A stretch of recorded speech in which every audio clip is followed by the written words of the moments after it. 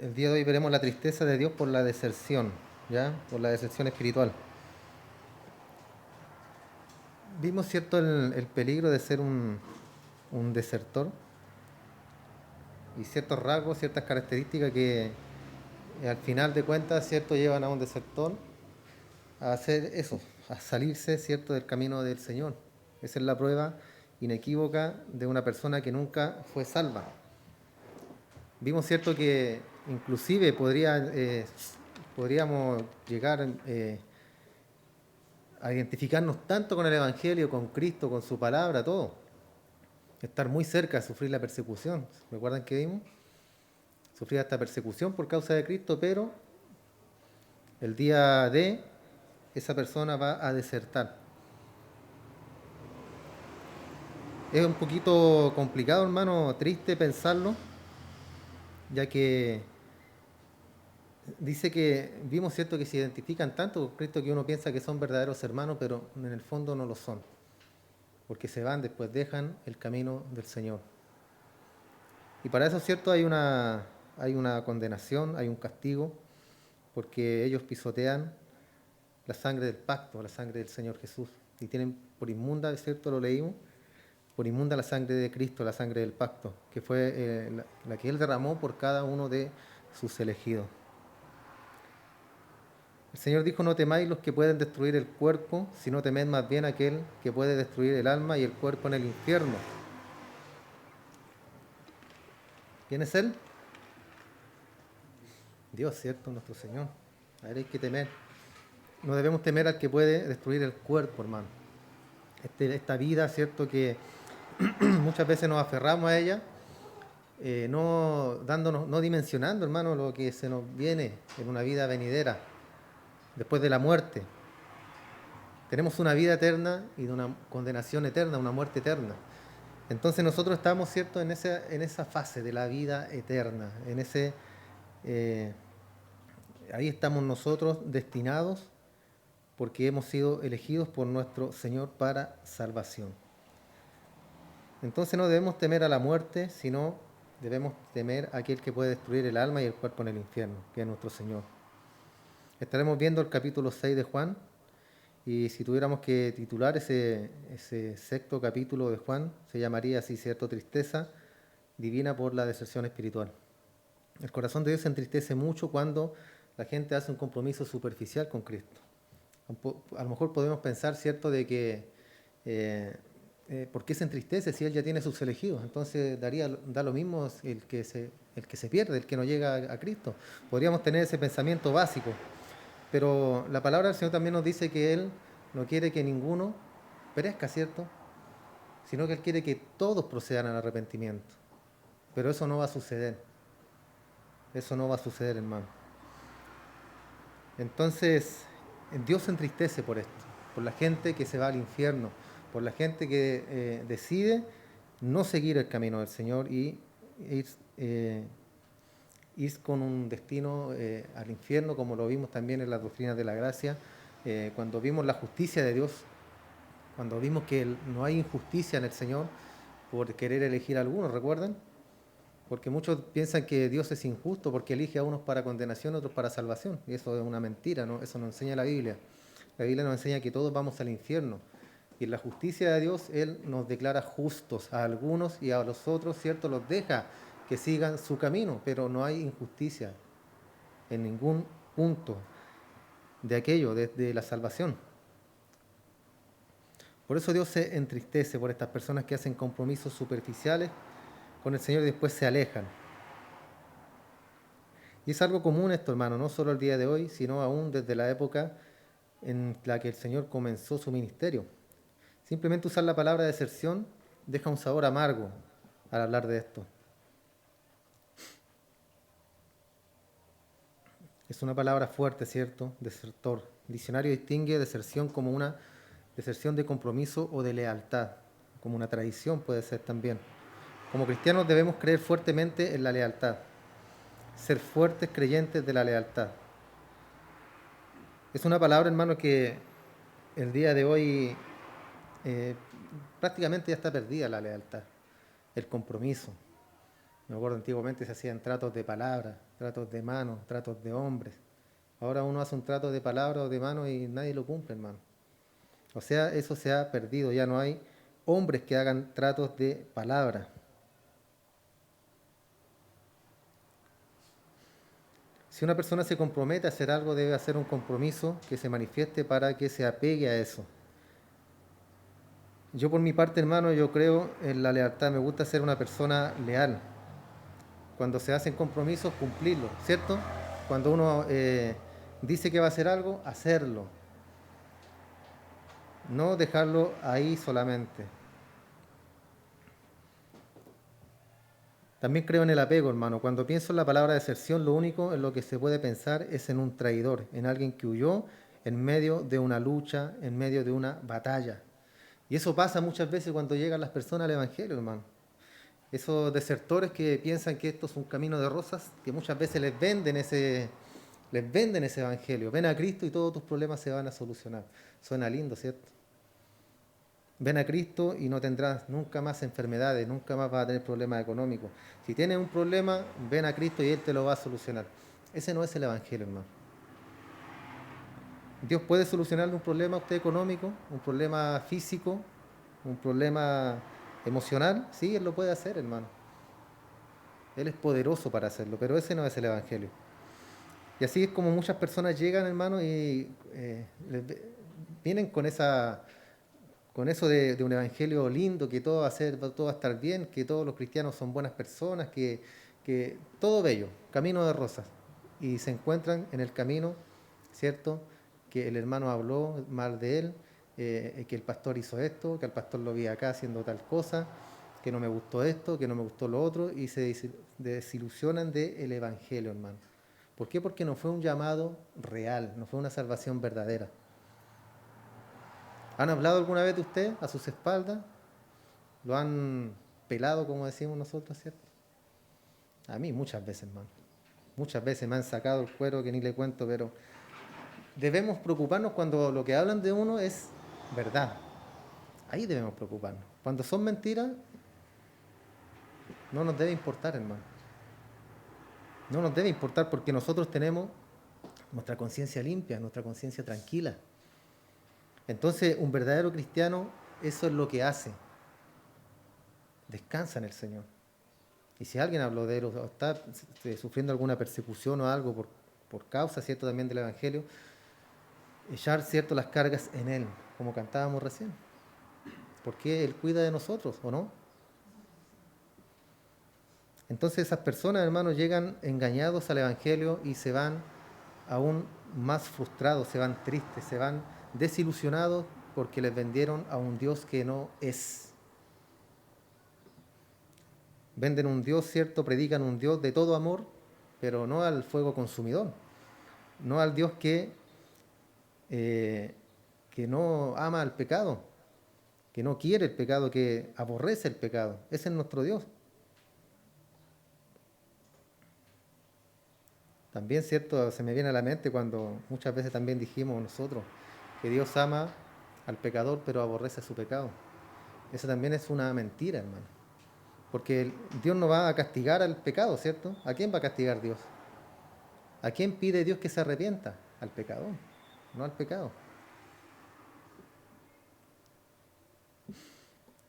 Estoy seguro de que todos nosotros en un grado u otro hemos experimentado esto. Ha habido ocasiones quizás en nuestras propias vidas en las que hemos huido de un deber que nos fue dado. Fuimos en la dirección opuesta. Le dieron alguna tarea a usted algo o tenía que hacer algo y no lo hizo y se fue en sentido contrario, huyendo de eso.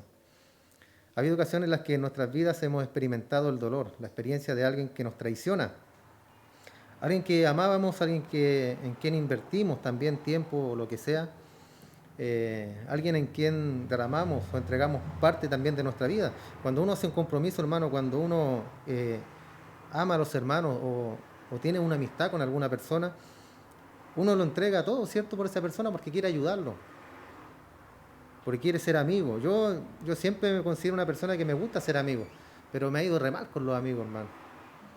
Me ha ido mal. Pero no quita que uno sea leal. No quita que uno sea leal con aquella persona aunque lo hayan traicionado. no importa, da lo mismo eso. Esa es una amistad. Entonces alguien que pensamos que era nuestro amigo cercano y hubo una traición. Y es doloroso, ¿cierto? Nada es tan doloroso como eso en las relaciones humanas, cuando hay traición. Ningún dolor es tan profundo como la herida de alguien que deserta de una relación íntima de cualquier tipo. Puede ser también un matrimonio, ¿cierto? Que se separen. Puede ser, como dije recién, una amistad entre personas.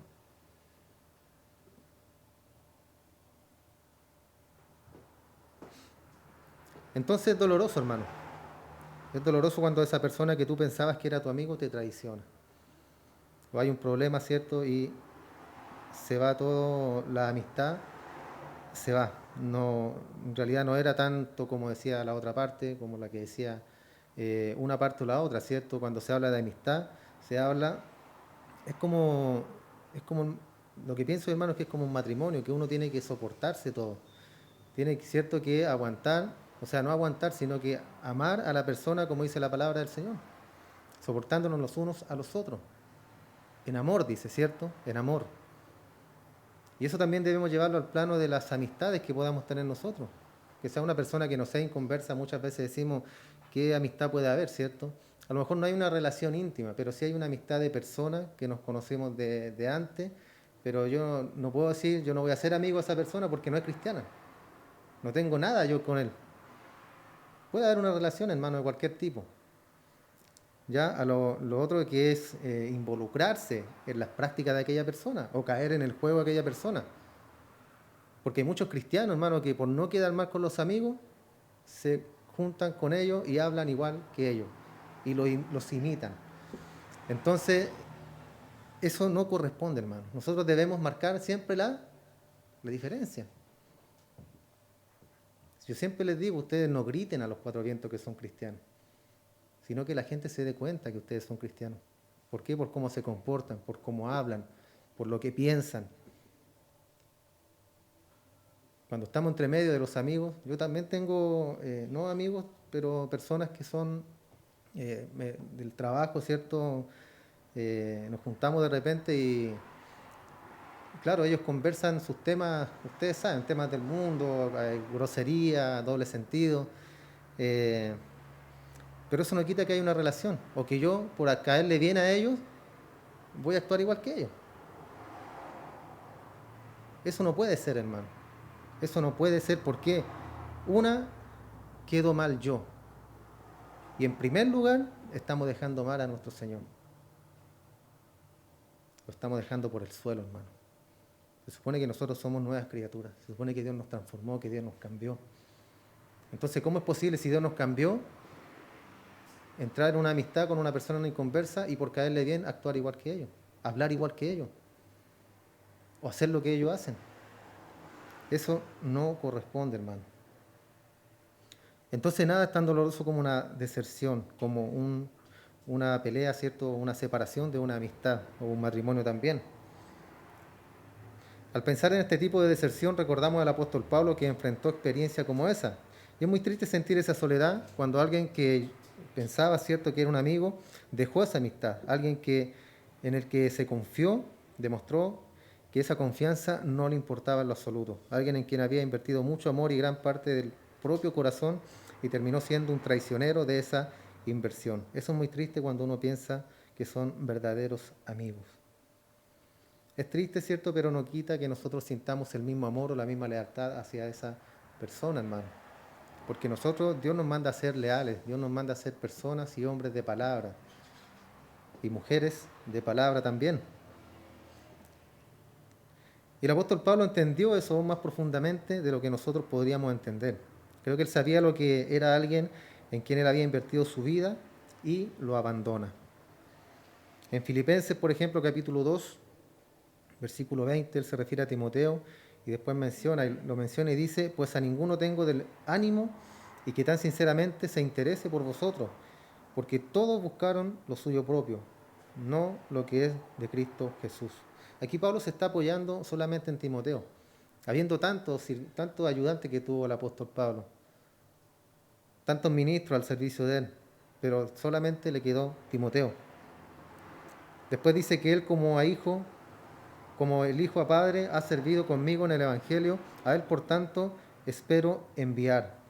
Entonces ahí está el apóstol Pablo en un punto de crisis en su propia vida y ministerio en relación con la iglesia en Filipos.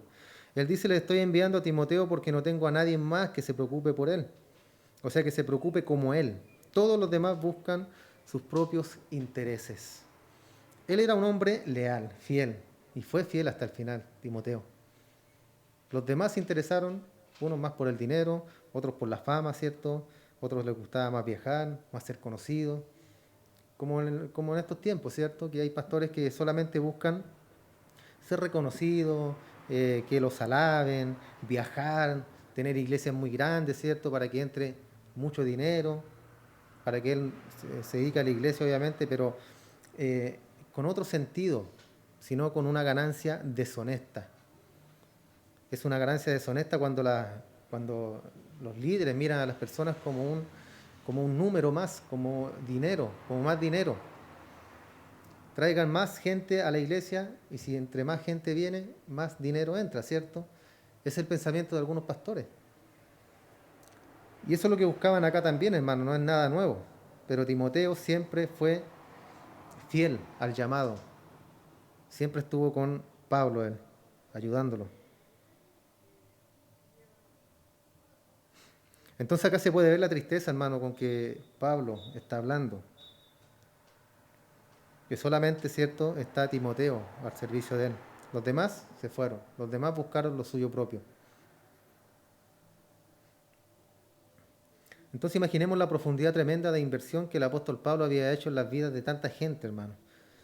Y llegar a este punto en la vida que dice, no tengo a nadie más que a Timoteo, a quien pueda enviar, porque todo el mundo busca lo suyo propio. Es triste, ¿cierto? Triste. Eso pasa, hermano, muchas veces cuando la gente se va de las iglesias, duele, hermano. A uno como pastor le duele porque se da cuenta de que no andaban buscando verdaderamente al Señor, sino que andaban buscando sentirse bien ellos mismos. Andaban buscando quizás qué cosa, pero menos al Señor.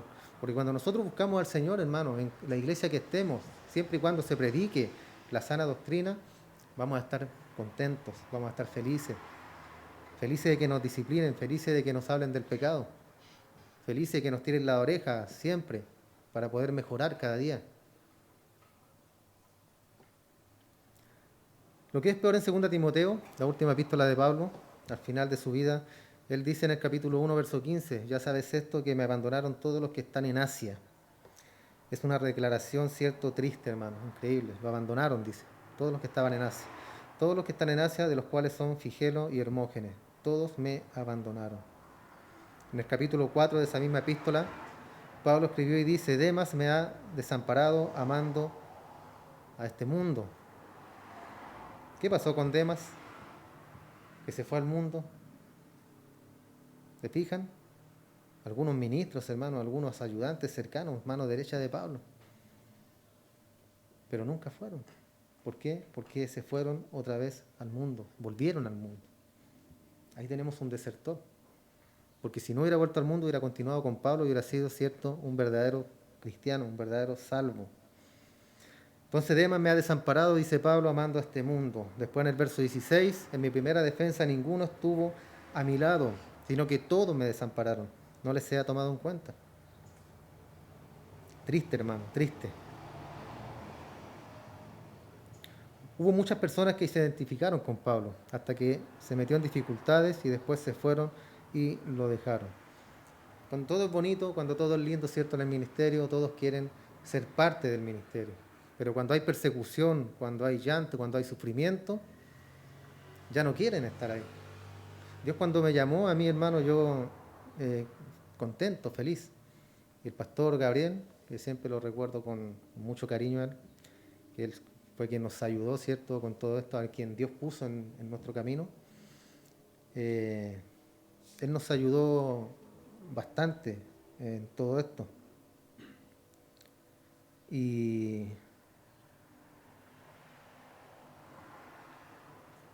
él me decía, vas a llorar, no estés tan contento porque vas a llorar lágrimas de sangre estos primeros años. Me dijo, pero después vas a llorar lágrimas de re sangre, me dijo. Así me dio ánimo él. Y él fue verdadero, fue directo. Él no me dijo, no, si aquí va a estar todo bien, no te preocupes. Él me dijo, esto va a ser de sufrimiento. Y los primeros años los sufrimos harto, hermano. Los sufrimos harto, yo, mi esposa. Fueron momentos de lucha, pero a medida que iba pasando el tiempo, fuimos teniendo muchas respuestas de parte de Dios. Y aquí nos tiene hasta el día de hoy todavía, hermano. Hemos pasado por muchas situaciones, ¿cierto?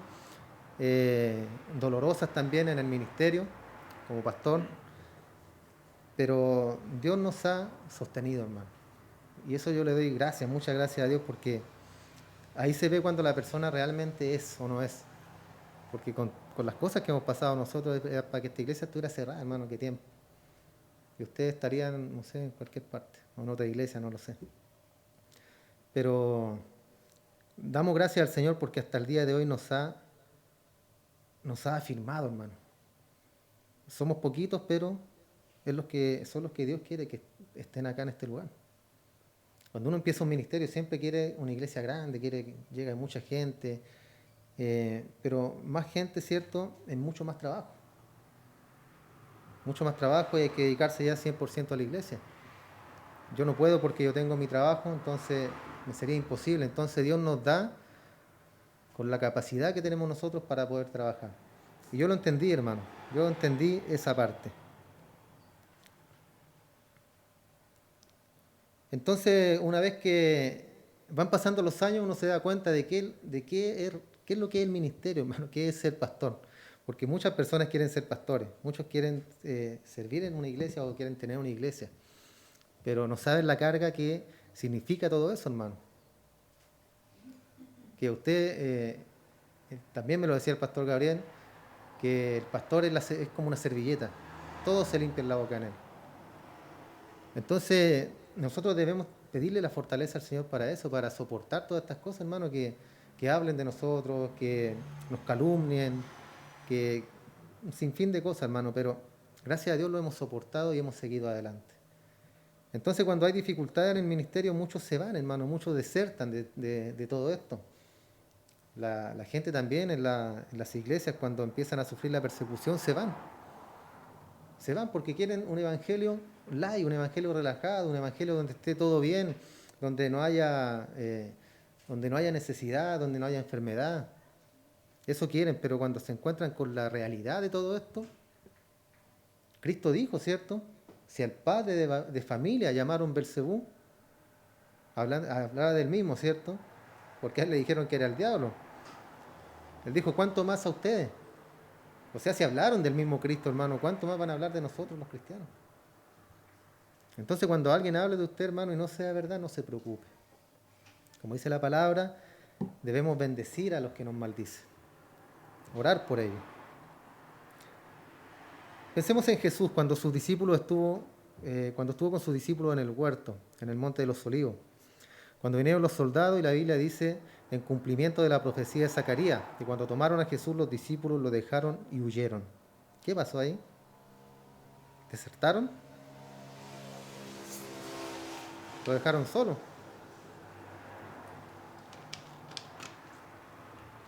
¿Desertaron o no desertaron? ¿Qué soledad siente el corazón cuando ha sido desamparado, hermano? Y entre más profunda ha sido la inversión espiritual en la persona que se va, mayor es el dolor. Obviamente, cierto, los discípulos se asustaron. Tuvieron una dificultad ahí, pero después pasó. Y estuvieron de nuevo con el Señor. En el fondo no desertaron, sino que tuvieron una prueba, hermano. Y son pruebas que yo diría que no la pasaron, no superaron esa prueba, porque ellos dijeron que iban a estar con Él. Pedro le dijo, Señor, hasta la muerte contigo. ¿Y qué hizo Pedro? Se arrancó. Tuvo miedo. ¿Pero qué pasó después? Lloró amargamente. Se arrepintió. ¿Por qué? Porque era un verdadero, no era un desertor, al igual que los discípulos. Acá pasó lo mismo, después estuvieron con Él.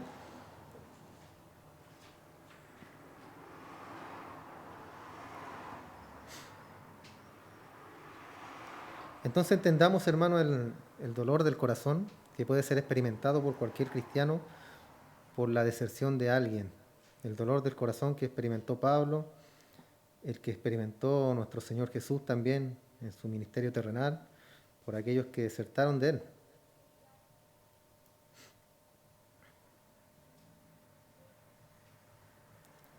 Entonces el corazón de Dios, hermano, como dice este tema, la tristeza de Dios por, por la deserción espiritual, el corazón de Dios muchas veces es roto, hermano, por estos desertores. No significa que porque no son salvos no le duele a Dios, ya, eso que quede claro. Gente que lo sigue por un rato, pero son muy superficiales. El compromiso es superficial y egoísta, y cuando resulta que no van a recibir lo que esperaban, quieren irse. Entonces acá vemos cierto lo que dice la Escritura, que Dios no quiere que ninguno perezca, sino que todos procedan al arrepentimiento. Segunda de Pedro 3:9. Lo mencionamos anteriormente. Algunos toman este pasaje, hermano, para decir que todos van a ser salvos. Al final de cuentas, Dios los va a salvar a todos, porque Dios no quiere que ninguno perezca. Muchos toman este pasaje así, hermano, y eso es una mentira, eso no es así. Eso es el querer de Dios, esa es la intención del corazón de Dios. Él quiere que todo, Él no quiere que ninguno perezca. Igual que nosotros, ¿cierto? Yo quisiera que toda mi familia, y la descendencia, que todos sean cristianos, pero que se cumpla, no depende de mí, ¿cierto? Entonces acá es exactamente lo mismo. Dios no quiere que ninguno perezca. Él quiere que todos se arrepientan, pero no es así. En el Antiguo Testamento encontramos a muchas personas que superficialmente se identificaron con los hijos de Israel. Externamente pertenecían a la nación, pero internamente habían desertado de la adoración al Dios verdadero. En Éxodo 32 se relata la historia trágica del becerro de oro. Y ahí vemos cómo mientras Moisés estaba arriba en el monte Sinaí recibiendo la ley de Dios, Aarón guió al pueblo en idolatría. Y en el verso 7 del capítulo 32 de Éxodo dice: entonces Jehová dijo a Moisés: anda, desciende, porque tu pueblo que sacaste de la tierra de Egipto se ha corrompido. Pronto se han apartado del camino que yo les mandé. Se ha hecho un becerro de fundición y lo han adorado y le han ofrecido sacrificio. Y han dicho: Israel, estos son tus dioses que te sacaron de la tierra de Egipto. Un becerro, mire. Dijo más Jehová a Moisés: yo he visto a este pueblo, que por cierto es pueblo de dura cerviz. O sea, eran cabezas duras. Ahora pues déjame que se encienda mi ira en ellos y los consuma. Y de ti yo haré una nación grande. Estaba Dios furioso. ¿Qué es lo que quería hacer? Destruirlos. Déjame, dice, que se encienda mi ira en ellos. Y yo de ti haré una nación grande. Una declaración asombrosa. Por un lado Dios está diciendo: déjame consumirlos. Y por otro lado está diciendo: haré de ti una nación grande, una gran nación. Y esta es la ambivalencia de corazones heridos, que primero quieren clamar en juicio contra el que ha herido, pero debido a la relación de amor también quieren alcanzar en compasión. Estaba furioso el Señor, pero también estaba dando una promesa a Moisés. O sea, él estaba diciendo: yo voy a cumplir mi palabra. Aunque voy a destruir a estos cabezas duras, yo voy a cumplir en ti mi palabra igual, de todas formas. Y eso habla, ¿cierto?, de quién es Dios. Dios es veraz, dice la Escritura. Entonces, por un lado, el corazón de Dios consumirá, y por otro lado será misericordioso, hacia la gente que lo dejó. Ahí tenemos un vistazo de la tristeza también de Dios. En el Salmo 18, verso 21, porque yo he guardado los caminos de Jehová y no me apartaré impíamente de mi Dios, dice el salmista. Lo que realmente está diciendo al escribir esto es que no es como tantas otras personas, no ha dejado a su Dios. Ahora, si usted fuera a leer la historia de Israel en el Antiguo Testamento, descubriría que es una historia de deserción. Israel siempre fue así, hermano. Siempre fue un pueblo desertor, desleales. Es una historia de deserción espiritual, una historia de compromiso superficial temporal, una historia de dolor, historia que trae tristeza al corazón de Dios. En Isaías capítulo 16, verso 9, Dios le dice a Moab, una nación adyacente que tenía un entendimiento del Dios verdadero. Dios le dice a Moab al hablar del juicio que traería, y le dice en el verso 9 al 11 de Isaías 16, por lo cual, lamentaré con lloro de Jazer por la viña de Sibma. Te regaré con mis lágrimas, oh Hesbón, y Eleale, porque sobre tus cosechas y sobre tus siegas caerá el grito de guerra. En otras palabras, voy a tocar un tono melancólico. Quiero que entiendan que Dios siente el dolor, hermano, de esta deserción. Por eso le habla así al pueblo acá de Israel. La tristeza de Dios por un corazón que se desvía y que le causó llanto al Señor, por así decirlo. En Isaías capítulo 5, conforme el profeta toma la palabra de Dios nuevamente, Dios le dice, tengo una canción para ti, es una canción de funeral, es una canción acerca de una viña en un monte muy fructífero. Y él procede a describir todo lo que él habla, todo lo que él había hecho por Israel y cómo Israel había desertado. Y fue una canción de tristeza para el corazón de Dios. Esto describe, ¿cierto?, cómo Dios tiene que castigar el pecado, pero le duele en su corazón. Es como cuando castigamos a nuestros hijos, debemos castigarlos, pero nos duele. No queremos hacerlo, pero debemos hacerlo, porque corresponde. Exactamente acá pasa con el Señor. Isaías 22, una porción de mucha reflexión de literatura poética. Dice en el versículo 12, por tanto el Señor Jehová de los ejércitos llamó en este día a llanto y a endechas, a raparse el cabello y a vestir cilicio. Está llamando, ¿cierto?, a la humillación.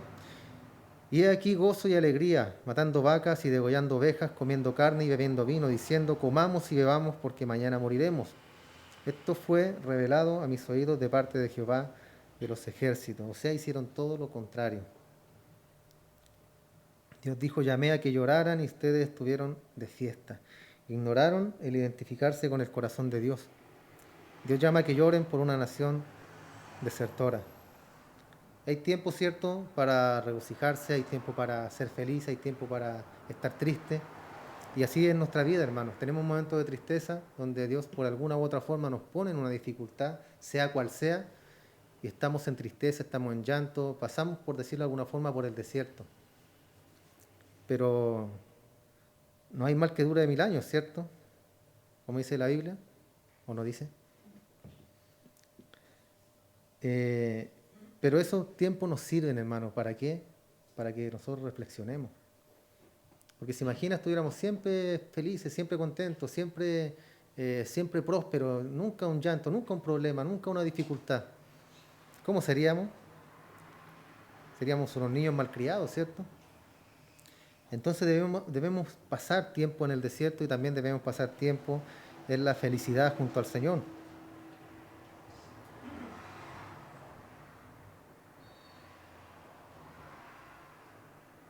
En el capítulo 59 de Isaías, verso 13, encontramos que el pueblo es culpable de dejar al Señor.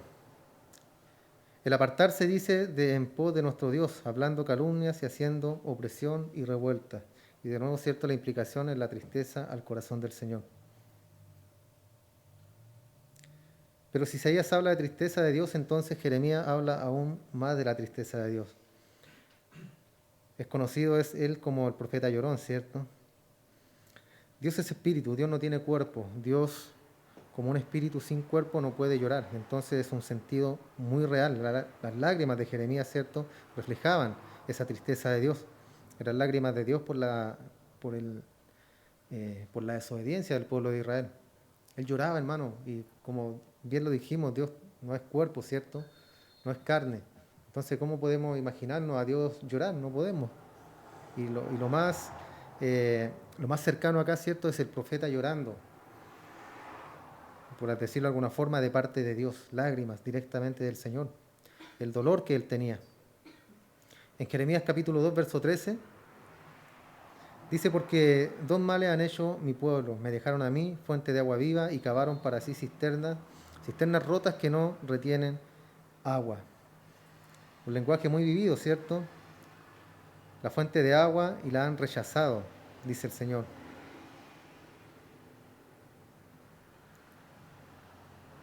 En cisternas también pusieron agua, la cual no podía retenerlo. La nota que lo que debemos enfocarnos acá, ¿cierto?, es que dice que me han dejado. Son palabras directamente de Dios. Obviamente lo escribió el profeta Jeremías, pero son palabras directamente del corazón de Dios. En el verso 19 dice, tu maldad te castigará y tu rebeldía te condenarán. Sabe pues y ve cuán malo y amargo es haber dejado tú a Jehová tu Dios y faltar mi temor en ti, dice el Señor Jehová de los ejércitos, porque desde muy atrás rompiste tu yugo y tus ataduras y dijiste, no serviré. Con todo eso, sobre todo collado alto y debajo de todo árbol frondoso, te echabas como ramera. Te planté de vid escogida, simiente verdadera, toda ella. ¿Cómo pues te me has vuelto sarmiento de vid extraña? Entonces acá salió todo mal, dice Dios. ¿Cómo te devolviste? ¿Cómo te volviste tan contaminada? Le está diciendo Israel.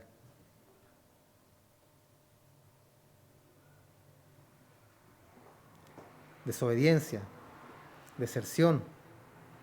Dejaron al Señor. Aunque Él les hablaba y les advertía, pero el corazón duro de ellos, hermanos, no les permitía escuchar la voz de Dios. En el capítulo 3, verso 20 dice, pero como la esposa infiel abandona a su compañero, así prevaricasteis contra mí, oh casa de Israel, dice Jehová. Voz fue oída sobre las alturas, llanto de los ruegos de los hijos de Israel, porque han torcido su camino. De Jehová su Dios se han olvidado. Convertidos hijos rebeldes y sanaré vuestras rebeliones. ¿Se fijan cómo está haciendo una corrección acá, una crítica, pero después les dice, convertidos hijos rebeldes y sanaré vuestras rebeliones? Le está dando un perdonazo el Señor.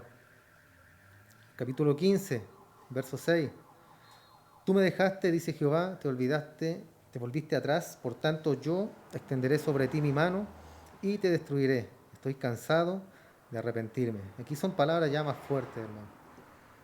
Dios ya está cansado de arrepentirse.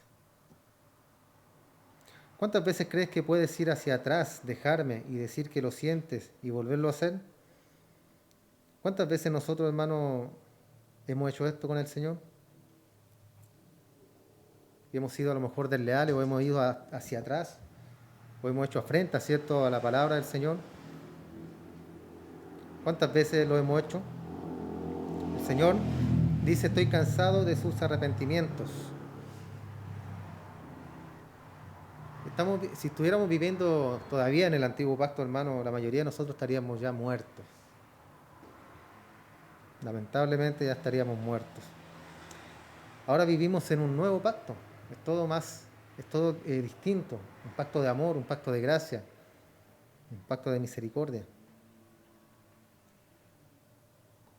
Y acá dice Dios que está ya cansado de arrepentirse y de destruirlos. En el capítulo 17, verso 13, oh Jehová, esperanza de Israel, todos los que te dejan serán avergonzados. Los que se apartan de mí serán escritos en el polvo, porque dejaron a Jehová, manantial de agua viva. Entonces de nuevo se ve acá el tema entero de Jeremías. Era el asunto de deserción espiritual, dejar al Señor. Después en el capítulo 32, verso 38, aquí está la esperanza que Dios tiene para ellos en el futuro. Dice, y me serán por pueblo y yo seré a ellos por Dios.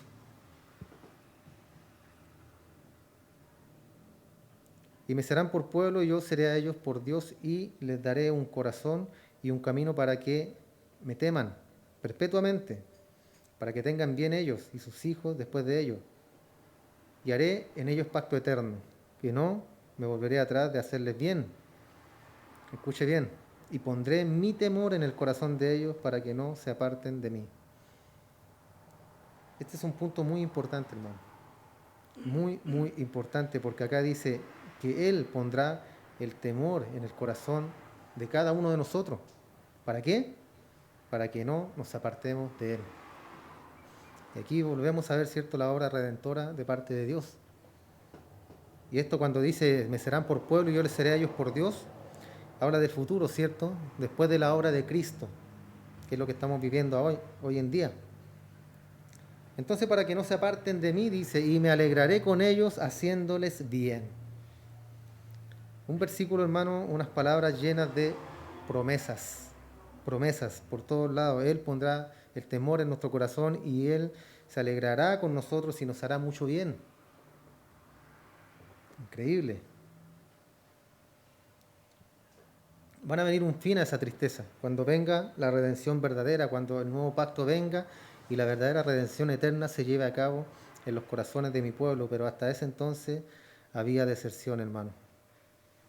Había tristeza en el corazón de Dios por todas estas personas que lo dejaban a Él, hermano. Lo dejaban. Entonces, el punto, hermano, es que nosotros debemos tener cuidado debemos tener cuidado y poner ojo en todo lo que son estos temas. Cuando hablamos, ¿cierto?, de las doctrinas de la gracia, fueron unos temas, hermanos, que yo sé que fueron de bendición para ustedes, porque todos esos temas dan una paz al corazón del cristiano.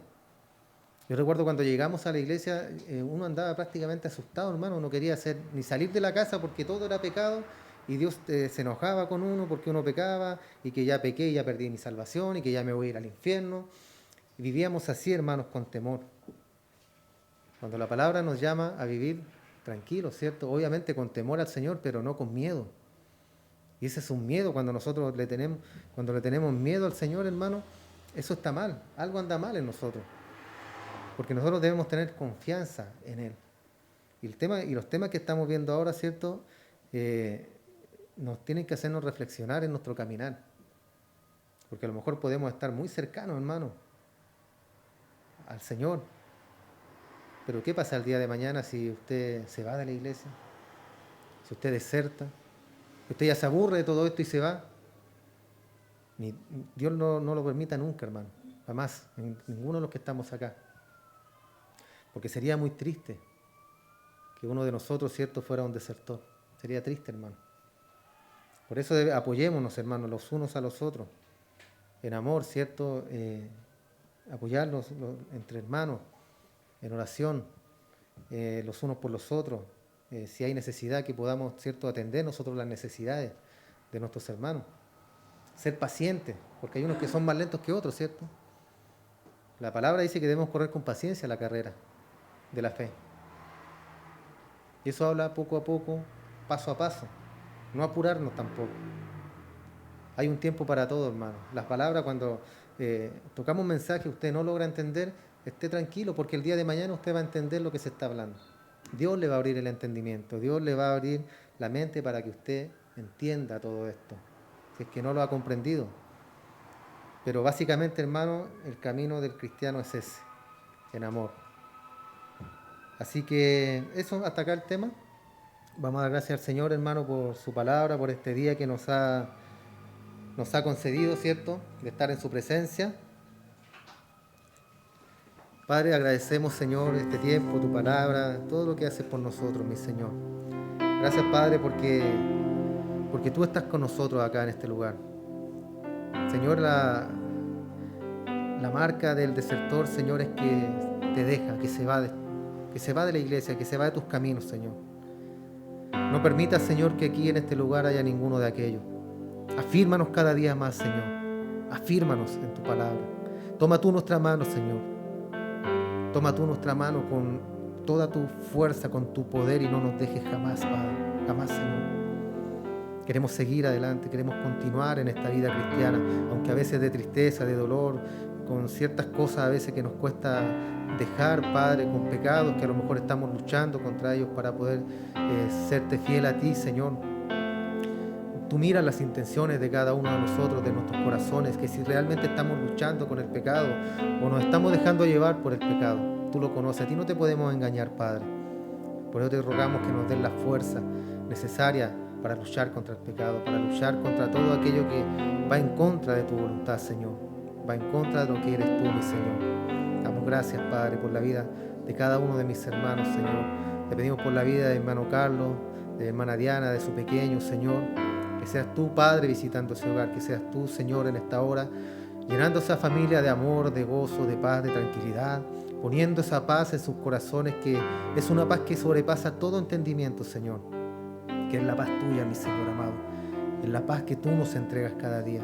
Señor, bendíceles, Padre, ayúdalos a soportar si están en prueba, en dificultades, Padre. Tú eres glorioso, tú eres poderoso, Señor, para ayudarlos.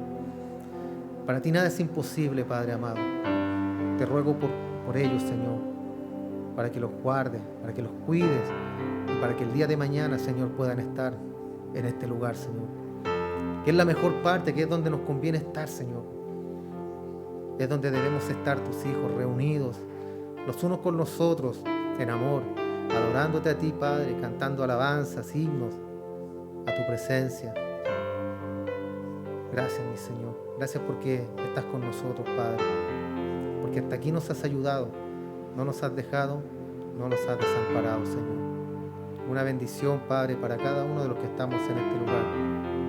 Queremos irnos en paz, en comunión, los unos con los otros a nuestros hogares, Señor amado. No nos dejes jamás, no nos sueltes jamás, Señor, porque queremos estar contigo hasta el día que tú vengas, Señor, y dispongas de nuestra vida y entremos en tu presencia. En el nombre de Jesús te damos gracias, Padre amado. Amén y amén. Gracias, Señor. Dios les bendiga, hermano.